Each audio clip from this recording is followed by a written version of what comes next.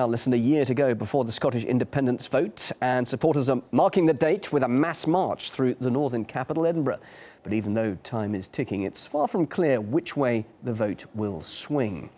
Separatists say huge oil reserves will guarantee the country's fortunes, while London says the north and south are better off together. RT's Sarah Firth reports now from the Scottish capital. Well, a sea of flags here as the Scottish independence rally gets underway in Edinburgh. Thousands of people turning out in this procession going through the streets, where it'll end on Calton Hill, and we'll have talks from the Scottish First Minister Alex Salmond. Earlier on I was talking to the head of the campaign, Blair Jenkins. He said that there is still a long way to go. Well, in fact, Wednesday marks 1 year to go till the 18th of September 2014, when Scottish voters will be asked to vote yes or no. It beggars belief to me why people wouldn't want the government they vote for to make decisions about themselves. You know, we voted for a completely different government than we got, yet we're expected to take policies that they dictate to us, and that doesn't seem like a democracy to me. There's a lot of risk. I think today is about a show of confidence. Today is about the people of Scotland saying, we're not afraid. A lot of the No campaign, or the Better Together campaign, has been very negative, and today is about the people of Scotland just saying, we're not afraid. We are a strong, independent nation, and we will take the opportunities that are there.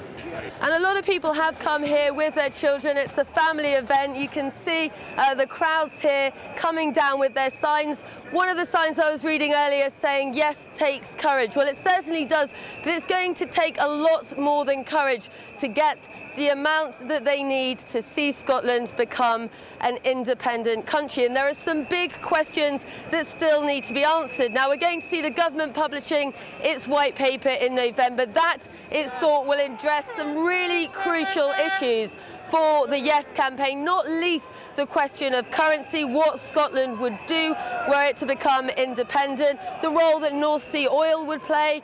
All of those things, it's hoped, will get clarification to that chunk of the population that is as yet still undecided. As we said, this March, 1 year to go till Scotland will be asked to have that yes-no vote. Everything to play for, but today thousands of people turning out to show their support for independence. The British government and unionists have no shortage of reasons as to why Scotland should stay. Among them is the argument that the North, as a small country, simply wouldn't be able to make it on its own, oil or not. But Adam Ramsey, he's co-editor of the Our Kingdom UK political blog, he finds that argument insulting. Scotland's got the same population as Denmark, about as big a country than Norway. In fact, if you look at a list of countries by population in the world, Scotland is right in the middle. It's the same size as the median country. So I think the idea that a normal-sized country can't survive is insulting to all those other smaller countries who do very well. And certainly, I think it's obvious that Scotland can do very well. It's a very, very rich country. It's one of the richest countries on earth per capita, and I don't see any good reason to see why Scotland couldn't make it like Denmark can. And George Eaton, editor of the Staggers blog at the New Statesman, I spoke to him a little earlier. He's against the independence bid, and he tells us the cultural and economic ties between Scotland and Britain are just too ingrained.